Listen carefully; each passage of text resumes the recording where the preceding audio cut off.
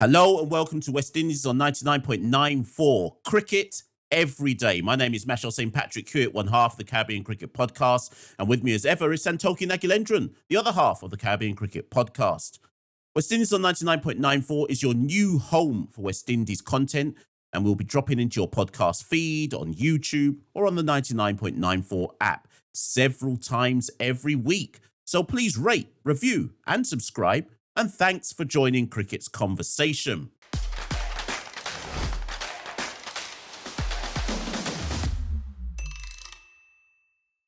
Today on West Indies on 99.94, people, it's never a quiet day in West Indies cricket. We're going to be talking about John Campbell's drug ban. Santoki, take it away. Our second emergency pod in a week. It's literally never a dull day in West Indies cricket. There I was thinking, Hetmeyer missing the plane was all the drama that I needed for the month when I saw the big breaking news on Friday that West Indies Test opener John Campbell has unfortunately been banned from all cricket for 4 years. Now, I'm just going to read the official statement out and then we're just going to dissect this shocking news. So, West Indies batter John Campbell has been handed a 4-year ban for violation of an anti-doping rule, according to the Jamaica Anti-Doping Commission.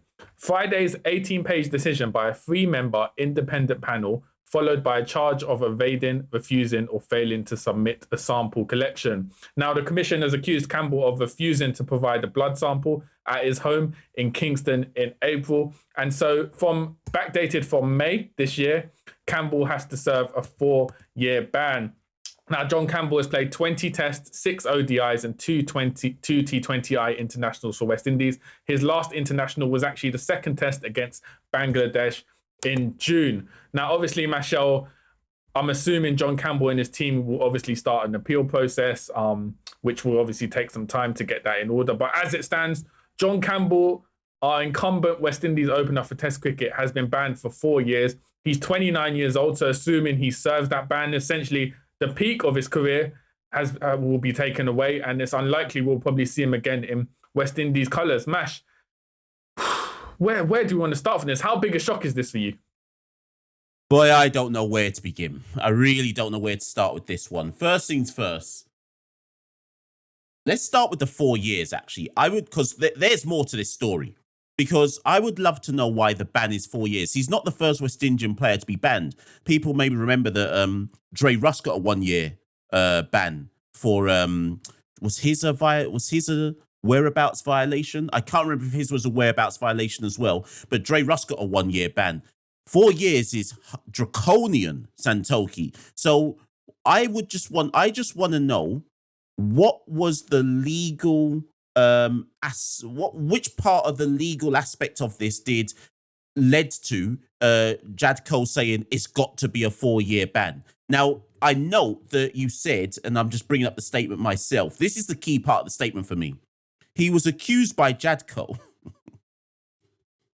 of refusing to provide a blood sample. I'll tell you why I'm laughing in a minute. On April the 20th this year, it's home in New Kingston. When I see it says that a Jamaican refused to provide a blood sample, I have an image in my head of him just cussing them out as they turn up at his house.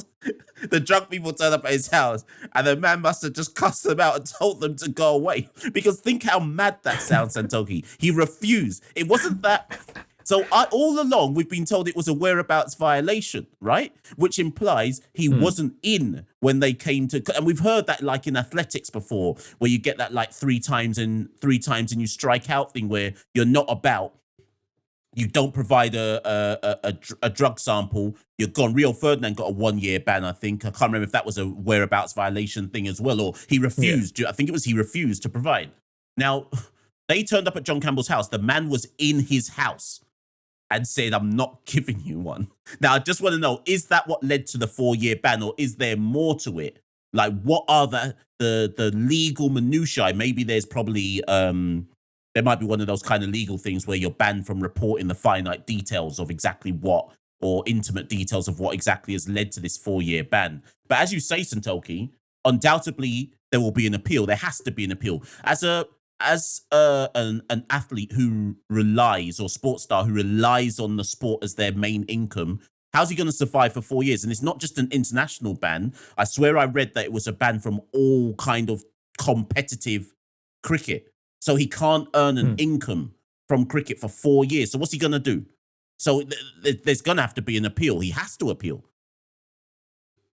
Yeah, it's interesting because, as you said, I think the whereabouts violation is essentially you get given a window where you tell them your location and you have to get tested. If you missed, I think it's 2 or 3 appointments, you essentially get a ban, which is what Dre Russ and Rio Ferdinand had, which was a year ban. Now, as you rightly pointed out, the key word here being refusing. So we're assuming based on that Campbell was in, and he did communicate with the Doping Commission, but for whatever reason did not want to take it. Now, obviously, we'll never get to hear his side of the story because obviously it's still under legal duress. I'm sure he's got the appeals process started at the moment. So we'll never hear his side of the story. But I just wonder what on earth was the reason as to him refusing it. There must be some sort of context as to why he's done it. But you're completely right. I agree. I think if he has refused to do it, rather than just accidentally missed it, I think that's why they've handed the draconian sentence of 4 years from all cricket, as you rightly said. So he can't play club cricket, CBL, international cricket, West Indies. There's no way for him to earn an income. So massive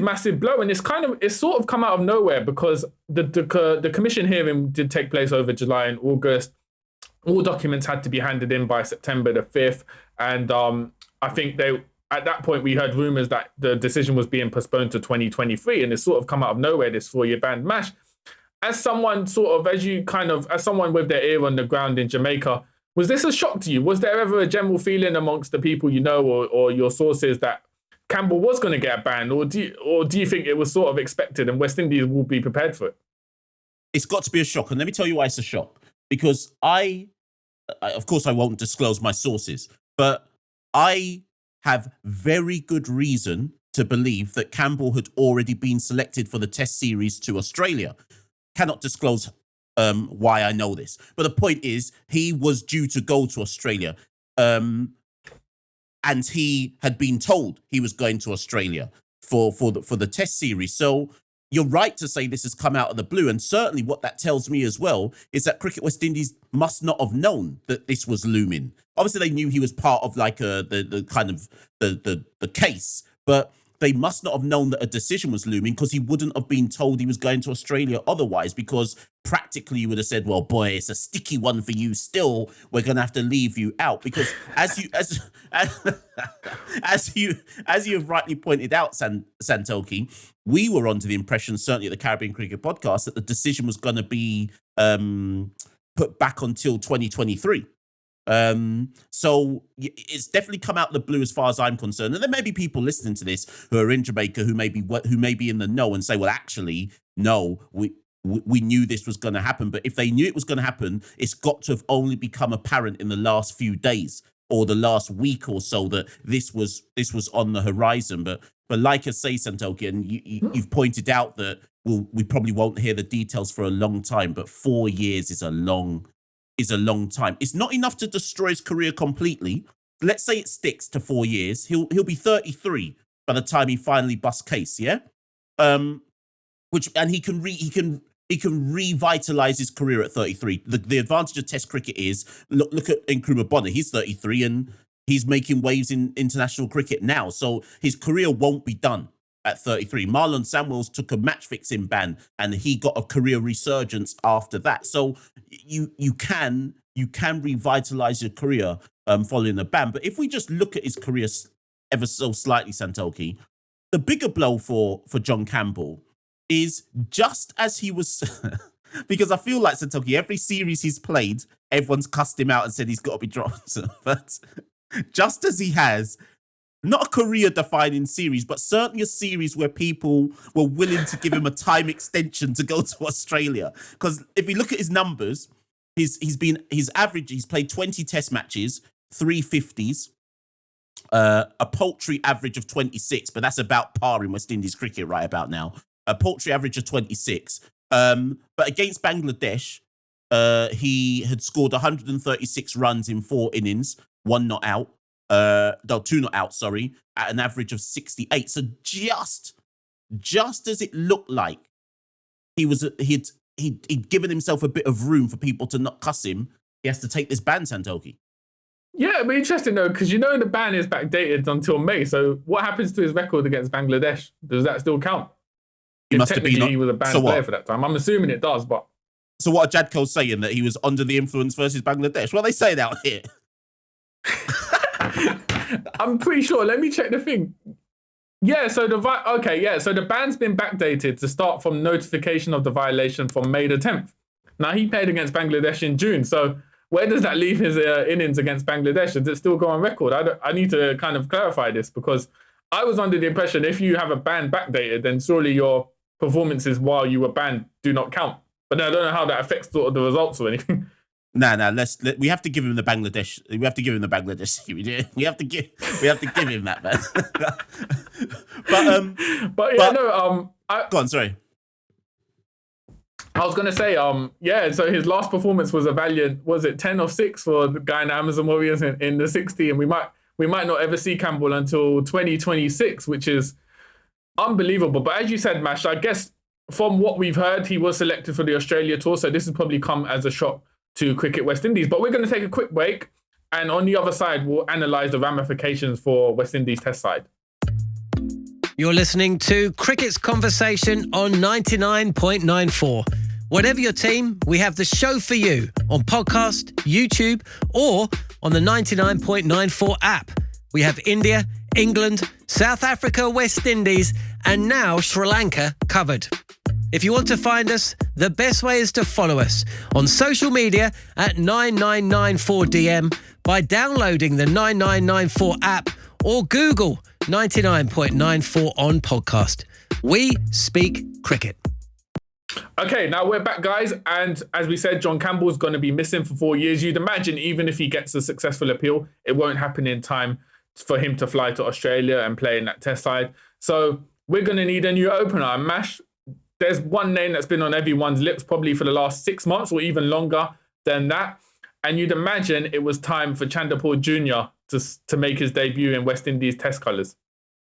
Yeah, I think when I went out to the Netherlands to watch the West Indies ODI series there, I was captured on camera. I didn't even know this. Someone sent me the link. I was captured on camera saying that Tage Chanderpaul should be in the West Indies Test squad.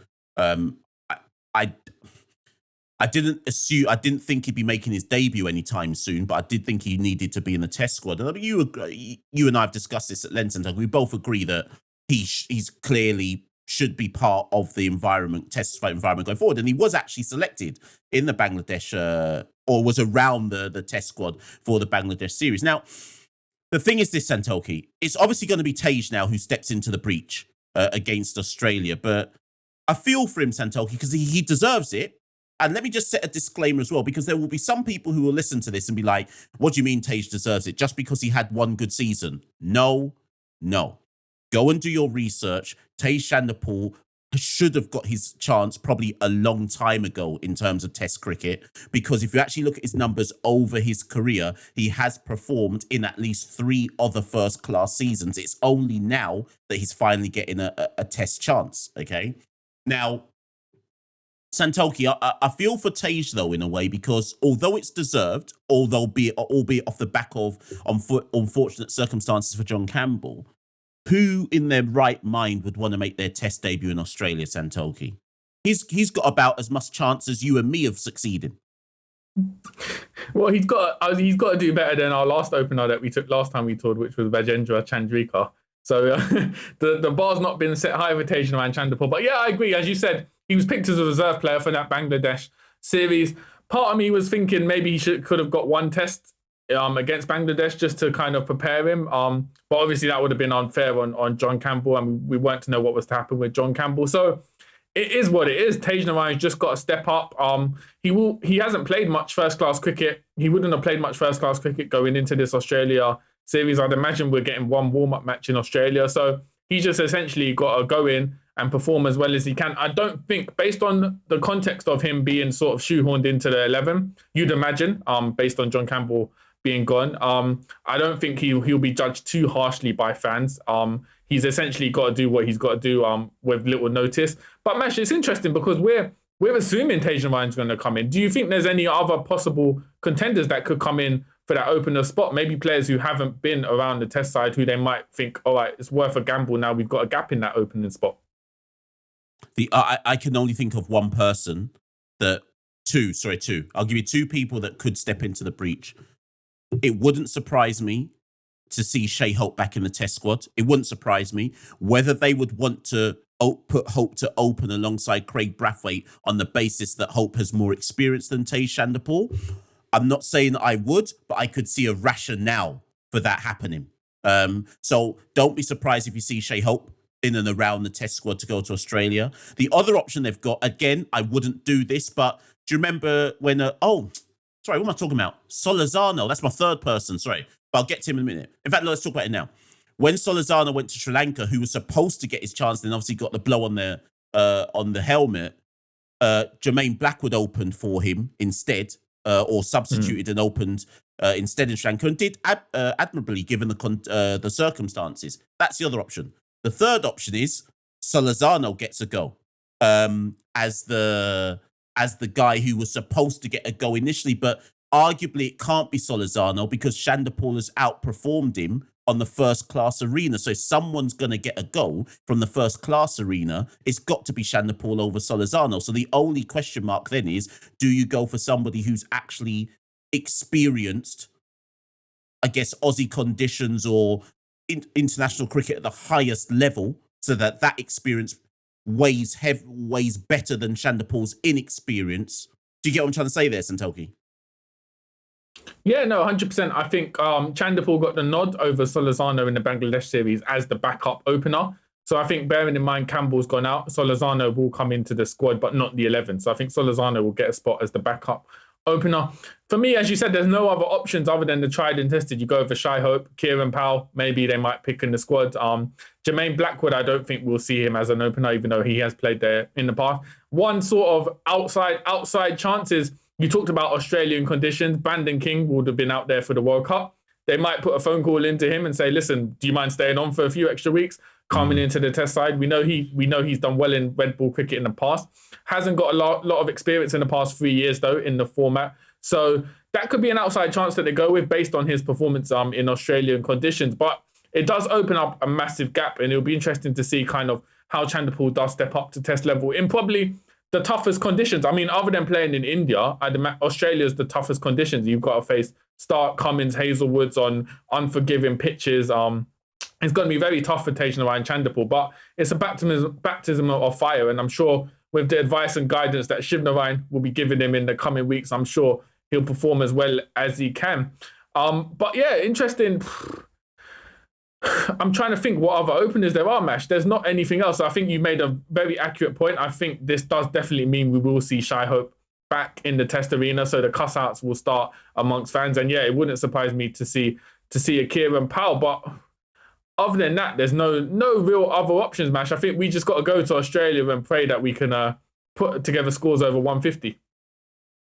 Listen, in fact, actually, before I make this point, you know what, people? We're going to take another quick break. And then on the other side of the break, we're going to talk about what Tage Chanderpaul can bring to this. We're making the assumption he'll play, but we'll talk about what Tage Chanderpaul can bring to this West Indies side in the absence of John Campbell. If you love the language of cricket and want more, then head over to the 99.94 app and you can hear all of our podcasts and cricket commentary. We're adding new shows all the time and covering cricket series from all over the world. Be the first to hear all of our announcements by following us on social media at 9994DM. Welcome to Cricket's Conversation. Right, so Santoki, now I'm going to take some heat here, and people are going to accuse me of Jamaican bias. But let me explain something. I actually like John Campbell, and I actually had a lot of time for him being in the West Indies team. But here's the reason why. Craig Brathwaite, first and foremost, likes playing with John Campbell. I think that much is clear. They open together at under 19 level. They know each other's games, right? But there was something that John Campbell did that was quite often underrated. And if you look over his record in his career, the thing that Campbell was able to do is he could actually see off the new ball. And if you look at his average of 26, obviously looks rubbish in like just in the cold light of day. 350s after 20 matches looks bad in the cold light of day. But when you actually deep dive into his numbers, so I'll take the Bangladesh series for example. 3 out of the 4 innings versus Bangladesh, he faced 72 balls, 67 balls, 79 balls. Even in the England series, which we won 1-0, he had 6 innings. He faced 63 balls one time, 73 balls one time, 54 balls a next time. In Sri Lanka, when he got dropped after that series, he faced 148 balls in one of his innings. I'm still going, sorry. Bangladesh away, Santoki, 50 balls, 68 balls, 48 balls. Now, I know some people listen and go, Mash, that's not a high bar you're setting there. But listen, West Indies cricket. A man coming in and facing 50 balls, it's good stuff in West Indies cricket. So, but this is where, Santoki, I'm not scared if it is Tage who has to come in for John, because the one thing that Tage has made his name for in domestic cricket is soaking up balls. However, the flip side to that, Santoki, is that West Indian fans will say nobody wants to watch Tage and Craig Brathwaite back together because by lunchtime it'll be something like 20 for none after 36 overs or something like that. So where do you stand on the Tage arguments and Tolkien, his ability to soak up balls? Yeah, I think it's badly needed. I don't know. I can see why fans would say Tage Narayan and Craig Brathwaite would be a bad combination, but I think the rapid rate in which we lose wickets consistently against sides means we essentially need someone, 2 openers who can bat out the first 20, 30 overs and soak up the new ball and put pressure on the bowlers. So I think Tage Narayan will be suited for that. Essentially, at the end of the day, he's a classic test match player along with Craig Brathwaite, and that's sort of what we need. And if you look at one of his most recent innings against Barbados, I think he hit 141 of 433 balls in the first innings, which is a classic Tage Narayan innings. But then in the second one, when the light was fading and they needed a result, he hit 23 of 10 balls. So he does have it in his locker. He's played T20 cricket in USA. So it's not as if he can only play one way. I think he can adapt based on the situation. But as an opener, we need players who can stick in there and bat out the new ball as it comes and put that pressure on. So I think Tage Narayan will be perfect with Craig Brathwaite to frustrate opposition bowlers. And obviously he hit another century against Bangladesh A as well. So this is the next step for him. So I'd be very interested to see how he works with Brathwaite against the Australians. And I think it's something to look forward to. But just to touch on John Campbell, I agree. John Campbell, I wouldn't say he's underrated, but he did do a job. As you said, on stats alone, it's very poor. But if you look at the job he did for the team, he took a lot of pressure away from Craig Brathwaite, which often allowed Brathwaite to push on and get big scores throughout the innings. He took a lot of pressure off the new ball as well. So he has had a role for West Indies cricket. And also for me, looking at him playing for the past 3 years, we've often seen West Indian players, their body language, they're down and out after losing a lot of times. Campbell's always seen someone who looks very positive and looks like he's happy and grateful that he's playing international cricket. He's always someone that's brought positivity to the side. So I do feel it will be missed because he was kind of forging a good relationship with Craig Brathwaite at the top of the order. But unfortunately, this ban has come. There's nothing we can do about it. So we're moving on to the Chanderpaul era, Mash. Yeah, most definitely. And I think let's just put a little disclaimer. I mean, Santoki has said that even if the appeal goes in, John won't be ready, wouldn't play for Australia. And that's correct. Like, unless he did the quickest appeal and the courts went through the quickest process of all time, he's done with regards to Australia. So if anyone's listening going, why are you not acting as if he definitely won't feature? He can't. The appeal system means it just won't go that quick. Even if John's appeal was successful, we wouldn't see him again till the summer in 2023. And that's being optimistic, right? So that's why we are talking about the replacement, because that's the reality of the situation now. I think you mentioned Tage against Barbados. Even after that, Santoki, against Jamaica, Tage hit 184 against Jamaica off 425 balls. Now, people remember that Craig Brathwaite against England earlier this year hit like 100 and I can't remember if it was 170 or 180 off of about 500 balls. But versus England. And Santoki and I are basically here to say, listen, West Indies, at a time when we've been so used to in West Indies last 10, 15, 20 years of Test cricket, where we just lose wickets in clusters, as much as people will say they don't want to see it, I would, any day of the week, Santoki, I would gladly watch Brathwaite, Chanderpaul, followed by Nkrumah Bonner, soak up the whole day, going at a run rate, at a run rate of 1.2. I was gonna say my dream will be to see that first day against Australia, West Indies be like 120 for 1 after 90 overs, because it would also silence a lot of critics, because a lot of commentators and critics will say West Indies have given up on Test cricket. They've moved towards T20 cricket. They can't preserve their wicket. They play calypso cricket, as they always call it. So I think this will be a good sort of rebuttal to that, if we can have actually classic Test match players who just frustrate bowlers, frustrate audiences, hit at 1.5 run rate. And then what can people say? People can't say, oh, we're not geared for Test cricket. So I think that would be poetic justice if we did had Tage and Craig just slow down Test matches as the revival of the West Indian Test cricket. And the thing is, you're right. Watch how quick people pivot to this is awful cricket to watch. How can West Indies be doing this?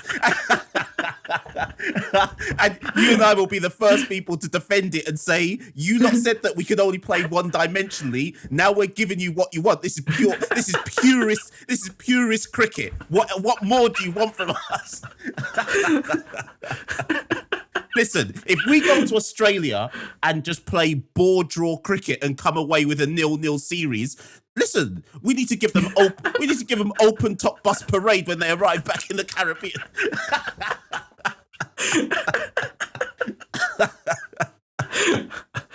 But Mash, let's wrap up on a serious note. Obviously, we've talked about Phil Simmons' role as coach, and sort of in the white ball format, he's been under pressure. Do you think if we were to crash out early in the T20 World Cup and then get hammered 2-0 in Australia, do you think that would have pressure on Phil Simmons' job as a multi-format coach?